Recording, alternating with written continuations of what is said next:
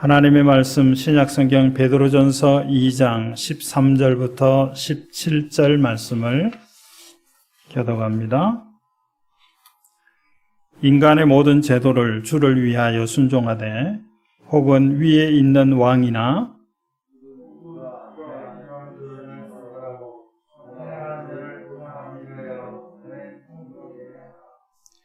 곧 선행으로 어리석은 사람들의 무식한 말을 막으시는 것이라.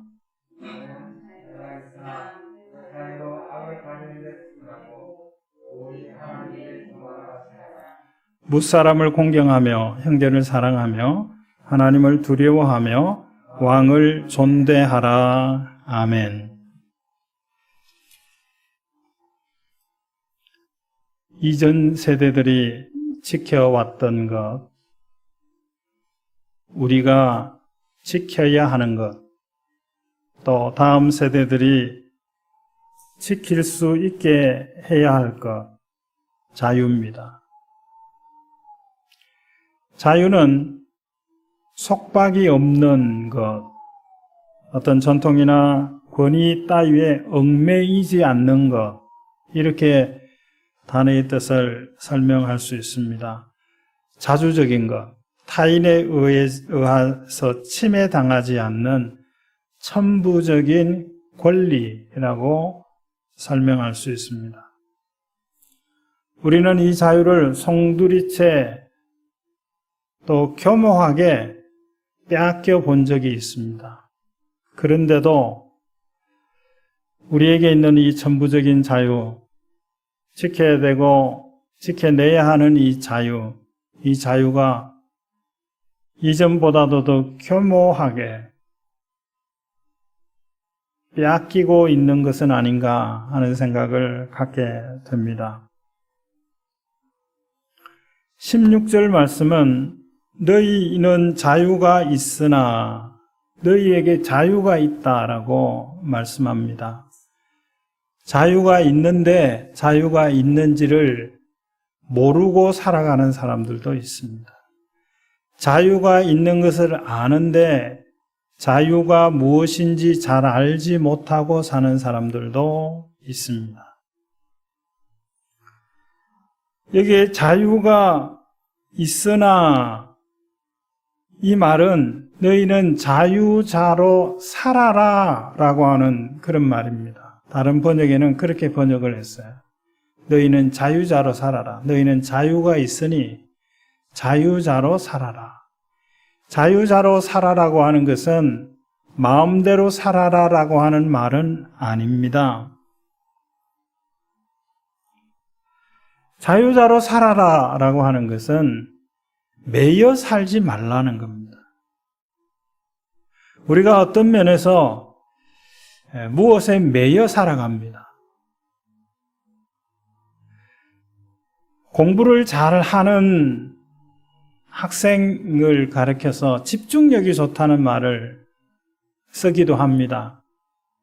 엉덩이가 무겁다 그러기도 하고 집중력이 좋다.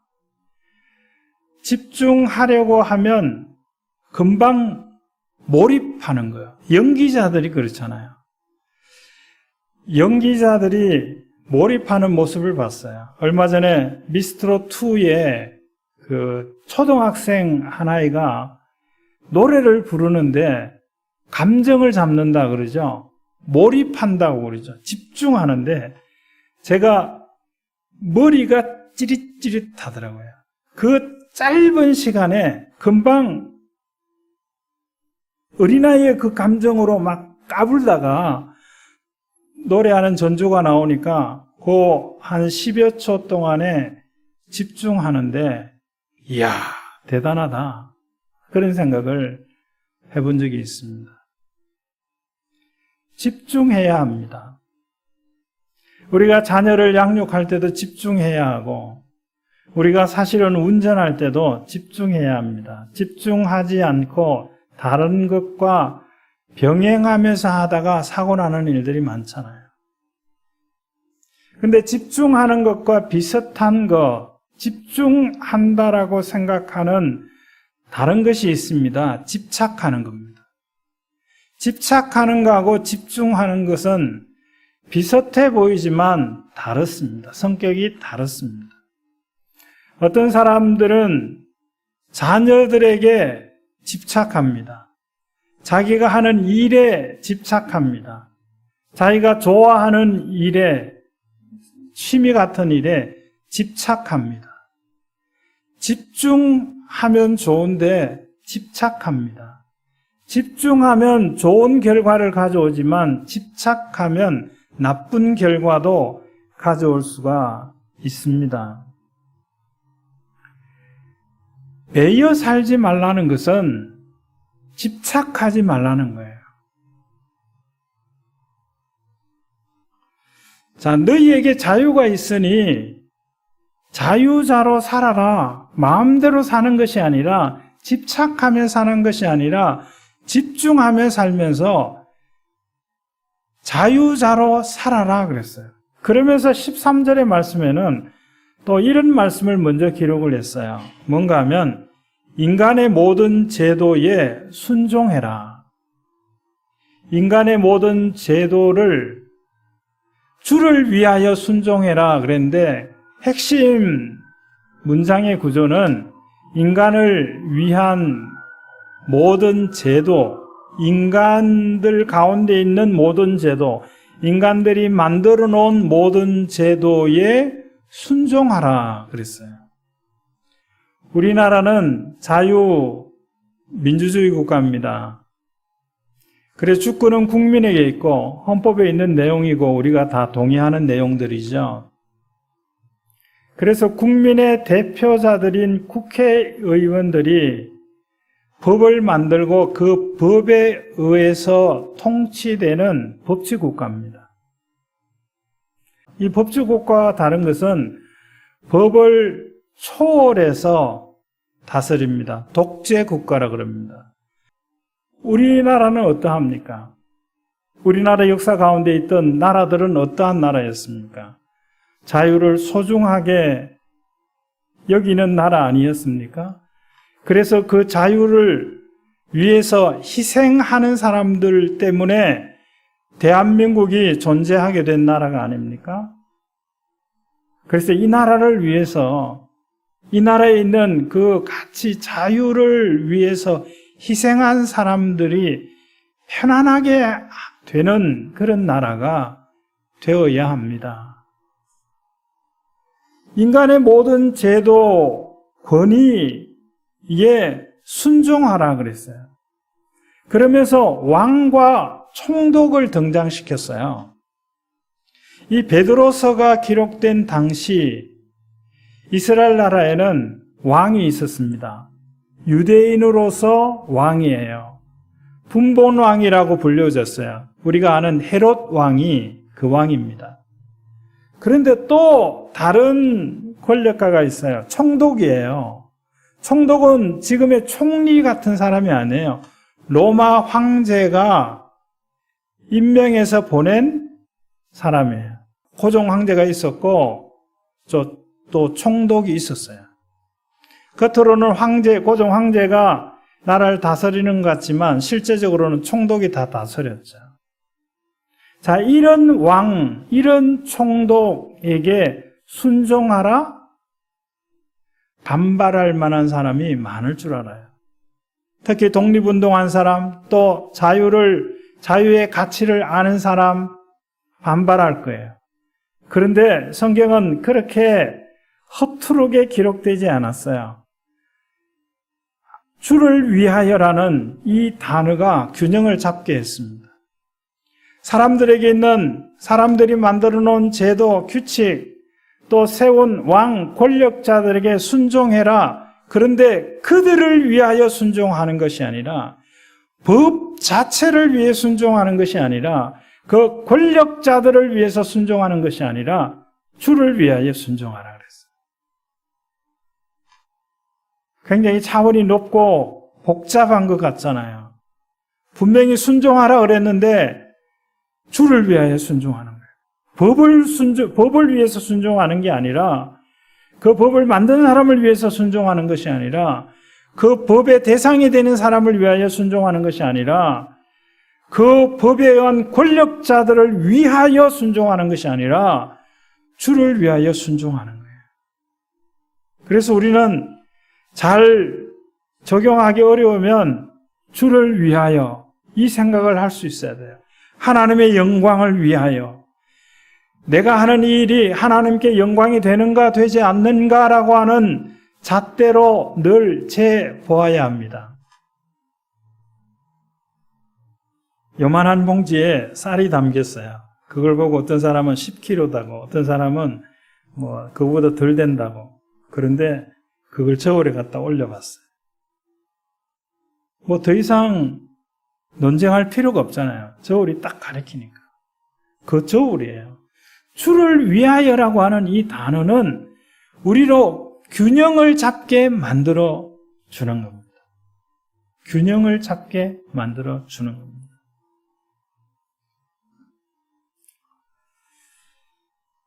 그러면서 또 하는 말씀은 왕과 총독은 무슨 일을 해야 되는 사람인가라고 하는 것을 바로 기록을 했어요. 다른 데 찾아보지 않아도 14절에 보면 악행하는 자를 징벌하고 선행하는 자를 포상하기 위하여 세워진 자가 왕과 총독이라는 겁니다. 왕과 총독은 무엇을 해야 되는가 하면 악한 자를 벌 주는 게 왕과 총독이 해야 되는 거예요. 권력자들이 해야 되는 겁니다. 어떤 정치 형태를 가지고 있다고 하더라도 그 정치 형태에서 부여받은 그 권한을 가지고 악한 것을 제거하는 일들을 해야 합니다.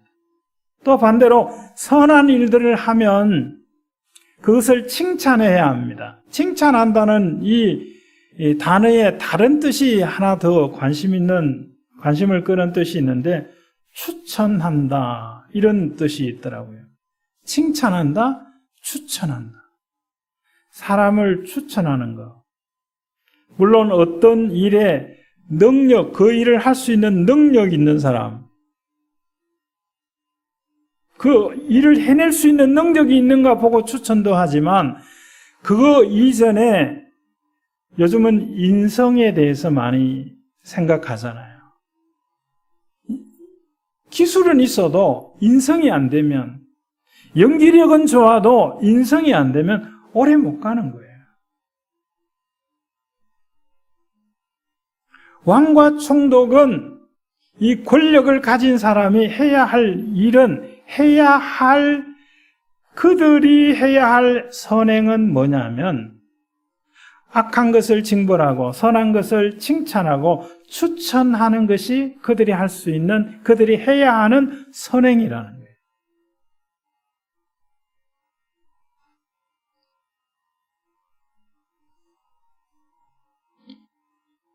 그러므로 이 어떤 정치 형태든지 간에 권력을 가진 사람, 최고의 권력을 가진 사람은 그 권력이 제한적인 권력입니다. 무소불위한 권력이 아닙니다. 제한적인 권력인 줄 알아야 돼요.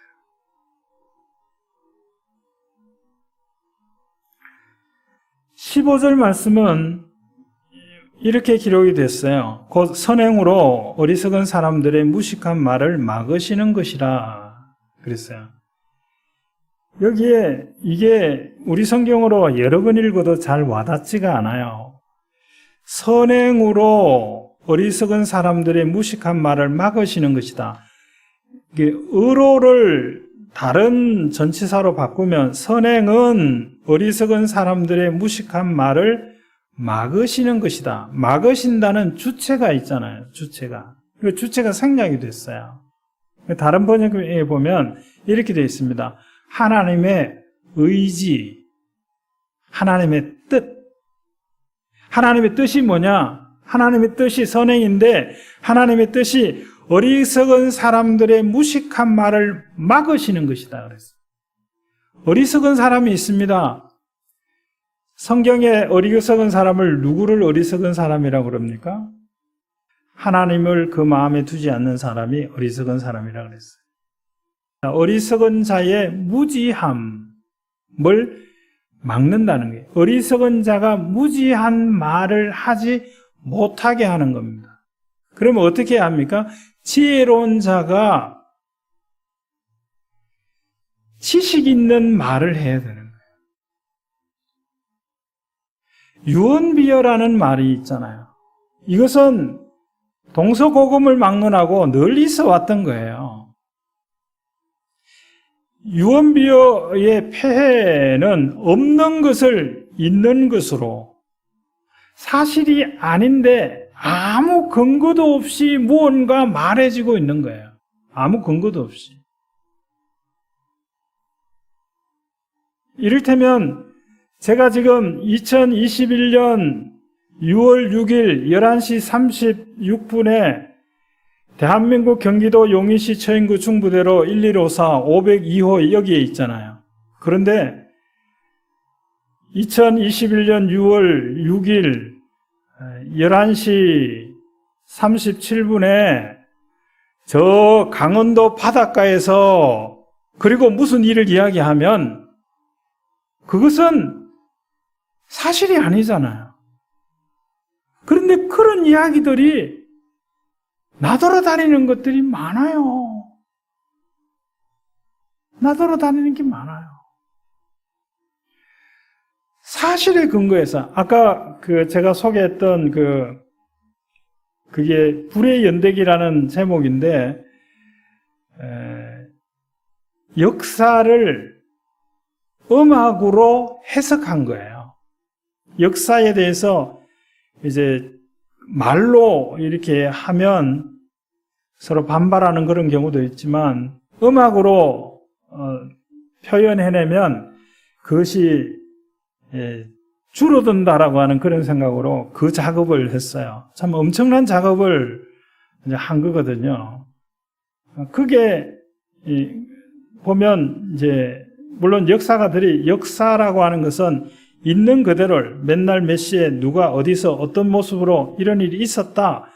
이것만이 역사가 아니라 그 있는 그 사실, 그게 왜 있었고 그것이 무엇을 의미하고 이런 것들을 이야기하는 것이 역사다. 역사가들의 그 역사를 보는 관점이 있잖아요. 똑같은 사건을 두고 나는 이것을 이렇게 본다, 저렇게 본다는 허용되지만 일어나지도 않은 일을 근거로 해서 일어난 것처럼 있었던 것처럼 하면서 무슨 이야기를 계속하는 그런 일들이 너무나 많아요. 언론의 자유라고 하는 그런 이름으로 그런 일들이 너무나 많습니다. 그걸 분별할 수 있어야 돼요. 그래야 사회가 혼란하지 않아요. 어리석은 자의 무지함이라고 하는 것은 모르는 거예요. 심지어는 또 어떤 건가 하면 제가 간단하게 예를 들게요. 어떤 내용을 이제 지시문을 썼다고 합시다. 지시문을 썼는데 오늘 점심을 먹으려면 동쪽으로 가야 됩니다. 이렇게 지시문을 썼어요. 근데 그걸 누가 오늘 점심을 먹으려면 서쪽으로 가야 됩니다. 그렇게 읽었어요. 그럼 어떤 일이 일어나겠습니까? 우리가 차를 타고 가다 보면 가끔 경험하는 게 있잖아요. 길을 가르쳐 주는 분이 저쪽 길에서 왼쪽으로 가세요. 왼쪽으로 가세요. 손은 오른쪽으로 가리키면서 말은 왼쪽으로 가라는 거예요. 우리 한두 번은 경험해 보지 않았어요? 어리석은 자의 무지함과 같은 거예요. 있지도 않은 것을 말하는 것도 무지함이고 그 있는 것을 잘못 이해하고 말하고 주장하는 것도 무지함입니다. 이런 자들의 말을 하지 못하도록 입을 닫게 해야 합니다. 그 입을 닫게 하는데 쉽게 하는 게 뭐냐면 입을 때리고 치는 거죠. 그런데 무엇으로 입을 닫게 하냐면 선행으로 그랬어요. 권력자들은 행하는 선행은 악을 벌주고 선을 칭찬하는 것이라고 말씀을 드렸죠. 우리 성도들에게 선행. 무지한 자의 어리석은 자의 무지한 말을 하지 못하게 하는 방법이 뭐냐 하면 성도들의 말이 아니라 선행이라는 거예요.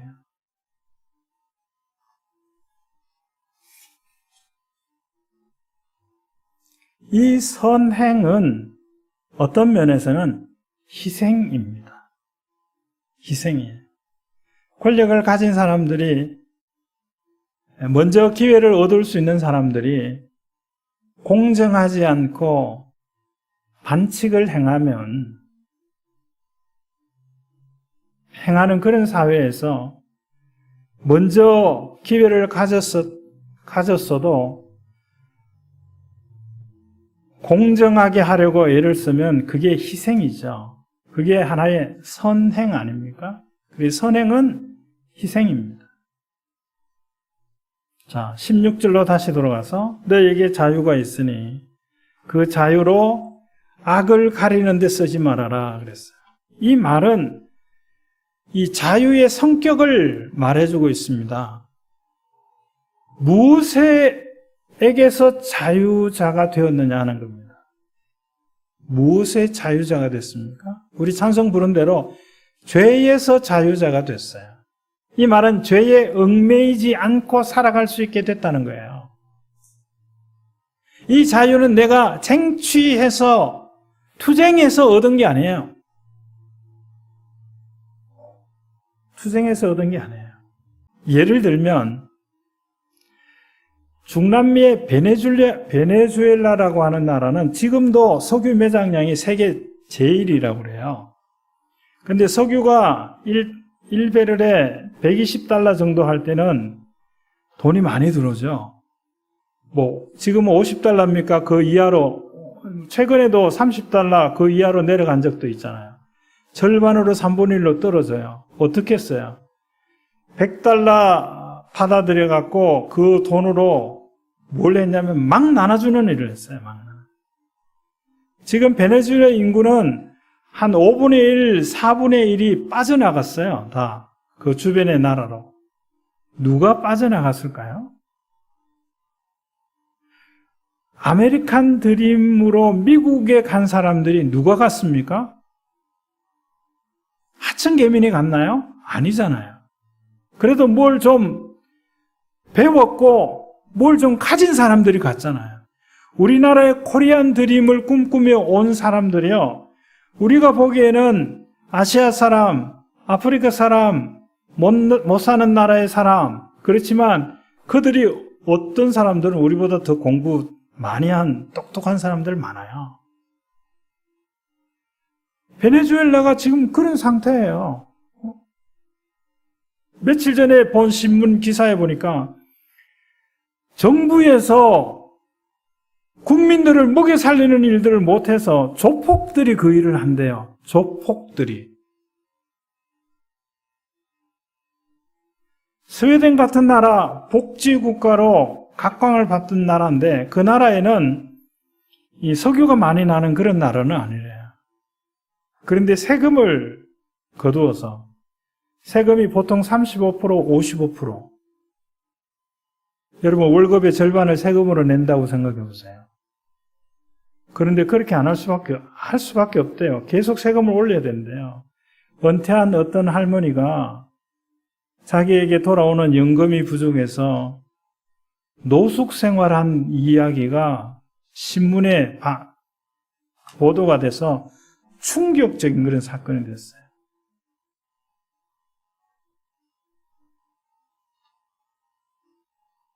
자유가 있는데 죄에서 자유를 얻은 사람들이 죄를 짓는 일들을 하지 말아야 된다는 거예요. 또 죄를 덮는 일을 하지 말아라 그랬어요. 죄를 덮는 일에 사용하지 말아라. 변호사라는 직업 참 좋은 직업이죠. 판사, 어떤 사람들은 검사보다 변호사를 더 선호하는 사람들이 있잖아요. 우리가 생각하는 변호사 어떤 직업입니까? 법을 알지 못해서 불이익을 당하는 일을 막아주는 일들을 하는 사람, 이렇게 생각하죠. 근데 실제로는 어떤 경우는 죄가 있는 사람을 죄를 덮는 일들을 하는 변호사들도 있다는 거예요. 그 직업이 잘못된 거죠. 너희에게 있는 자유, 너희가 쟁취한 자유가 아닌 예수 그리스도께서 십자가에 죽으심으로 말미암아 얻어주신 그 죄에서의 그 자유, 그 자유라고 하는 것은 하나의 힘입니다. 권력이기도 합니다. 그것 가지고 죄 짓는 데 쓰지 말아라. 죄를 덮는 일에 쓰지 말아라. 죄를 가리우는 일에 쓰지 말아라. 죄가 드러나면 그에 따른 벌을 받는 게 마땅하다 하는 겁니다. 작은 죄를 덮으려고 하다가 큰 죄로 벌을 받는 사람들의 이야기를 듣게 되지 않습니까? 그러면서 너희에게 있는 그 자유로 죄를 덮는 일에 쓰지 말고 하나님의 종과 같이 살아라 그랬어요. 자, 6절 처음에 너희는 자유가 있으나 이게 자유자로 살아라라고 하는 뜻이라고 말씀을 드렸죠. 그 마지막에 16절 마지막에 보면 오직 하나님의 종과 같이 살아라 그랬어요. 내가 있고 하나님의 종이 있고 하나님의 종과 함께 살아라 이 뜻이 아니라 하나님의 종처럼 살아라는 거죠. 하나님의 종과 같이 살아라. 자, 종은 주인의 뜻을 헤아리는 사람입니다. 주인의 명령을 따르는 사람입니다. 하나님의 종과 같이 살아라 그러면서 17절에 몇 가지 예를 제시했어요. 그것을 함께 살펴봅니다. 첫 번째는 뭇사람을 공경하라 그랬어요. 이 뭇이라고 하는 단어, 왜 아직도 이 단어를 쓰는지 모르겠어요. 모든이라는 뜻이거든요. 모든 사람이에요. 모든 사람. 어떤 사람은 자기의 삶의 가치관에 의해서 한번 눈밖에 난 사람은 영원히 죽을 때까지 눈밖에 두는 사람이 있습니다. 여기에 모든 사람을 공경하라는 것은 그 사람을 존중하라는 그런 의미입니다. 자, 멸시할 것이 99가지가 있다고 하더라도 단 한 가지에 그래도 봐줄 만한 것이 있으면 그것으로 그 사람을 존중하라는 거예요. 그러므로 우리가 역으로 생각해서 누가 나를 존중하고 존경하고 좋게 말한다고 하면 내 삶의 모든 것이 다 흠이 없다 이렇게 생각하지 말아야 할 거예요. 그 사람이 나의 99가지 멸시할 것을 찾았음에도 불구하고 찾아낸 그 한 가지 봐줄 만한 그것을 가지고 나를 좋게 보는지 모르기 때문에 그렇습니다. 모든 사람을 존중하라.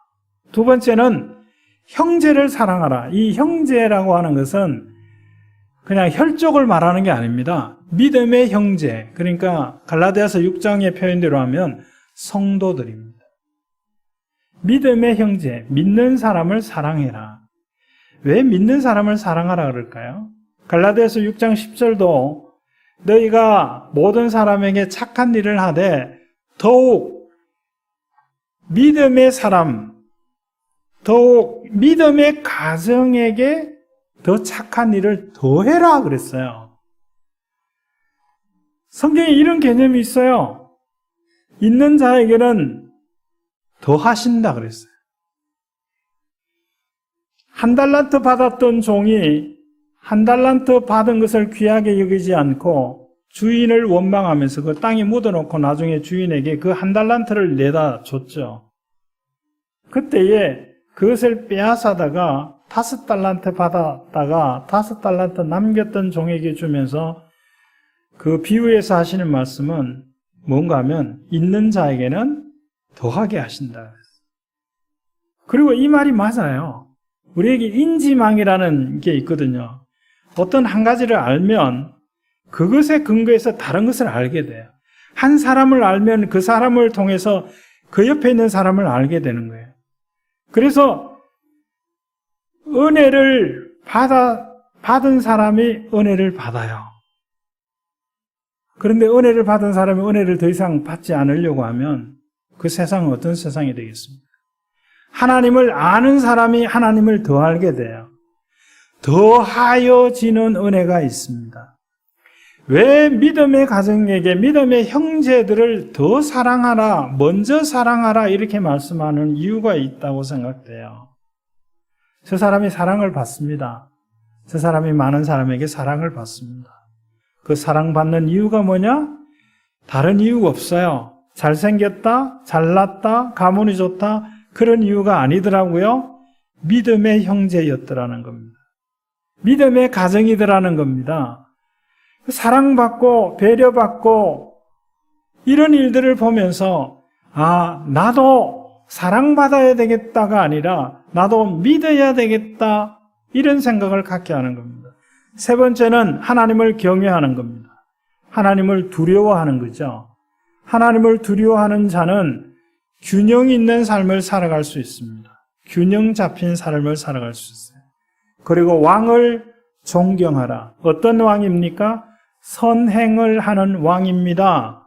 희생하는 왕입니다. 자기 희생 없는 권력자는 존경받을 수가 없습니다. 우리에게 자유가 있다고 말씀합니다. 우리가 쟁취해서 얻은 자유가 아닙니다. 예수님이 십자가에서 얻으신 자유입니다. 죄에서의 자유입니다. 의무감에서 자유가 아닙니다. 마음대로 살게 하는 자유가 아닙니다. 죄에 얽매이지 않게 하는 자유입니다. 그리고는 선을 행할 수 있게 하는 힘을 주는 자유입니다. 그 자유를 가지고 죄 짓는 데 쓰지 마라. 죄를 덮는 일에 쓰지 말아라. 선한 일을 하는데 써라. 선한 일을 하면서 희생해라. 하나님은 사람들을 통해서 다스리시고 하나님은 사람들의 제도들을 통해서 다스리십니다. 그 사람이 하나님께 다스림을 받을 때 그 제도가 하나님의 말씀과 어울릴 때 그것은 계속 이어져 가게 될 것입니다. 적지 않은 법들이 만들어지려고 합니다. 그런데 우려되는 게 있습니다. 우려해야 합니다. 그런 일이 올까? 안이하게 생각하지 마세요. 그런 일이 옵니다. 지금 영국 교회가 어떤 일을 하고 있는 줄 아십니까? 우리 한국 교회는 포괄적 차별금지법, 이 포괄적 차별금지법이라고 하는 게 왜 문제냐면 장애인들 차별하면은 안 되는 법이 만들어져 있어요. 그 각 항목마다 그 차별하지 말아야 되는 법들을 그 17가지인가가 만들어져서 시행되고 있어요. 이 자유를 얻었는데 다시 죄 짓는데 그것을 쓴다면 땀 흘리고 벗어놓은 옷을 깨끗한 물로 샤워하고 나서 다시 입는 것과 같습니다. 왜 이 말씀을 할까요? 너희에게 있는 자유를 가지고 죄를 숨기는 데 쓰지 말아라. 땀 흘린 후에 벗어놓은 옷을 깨끗한 물로 샤워하고 그 옷을 다시 입는 사람들이 있다는 거예요. 있다는 거예요. 이 귀중한 죄에서의 자유를 얻었으면서도 죄 짓는 일에 그 힘을 써요. 죄를 덮는 일에 그 힘을 쓴다는 겁니다. 그래서 이 말씀을 하는 겁니다. 하나님 우리에게 자유를 주셨어요. 그는 너무나 귀하고 소중한 것들입니다. 이제는 더 이상 죄를 짓는 일을 계획하지 마세요. 죄를 덮는 일들을 함으로 더 큰 죄를 낳게 하는 일들을 하지 마세요. 선한 일을 힘쓰세요. 그것이 희생입니다. 그러나 그 희생은 값진 것입니다. 그 일들을 통해서 하나님이 사람들을, 이 땅을 다스리시는 것입니다. 하나님이 우리에게 주신 그 자유로 자유하며 살아가는 믿음의 사람들이 되어지기를 주의 이름으로 축원합니다. 하나님 감사합니다. 하나님 우리에게 주신 그 자유 주시기 위해서 십자가에 죽으신 예수 그리스도, 그 선행, 그 희생을 기억하며 살아가는 저희들이 되어질 수 있게 하옵소서. 지금은 부활이요 생명이신 우리 구주 예수 그리스도의 은혜와 하나님 아버지의 다함이 없는 사랑하심과 성령님의 감동, 감화, 교통, 충만하심이 우리에게 하나님이 주신 그 자유가 있음을 알고 그 자유로 선을 행하며 살아가는 성도들 가운데 이제로 영원히 함께 있을지어다. 아멘.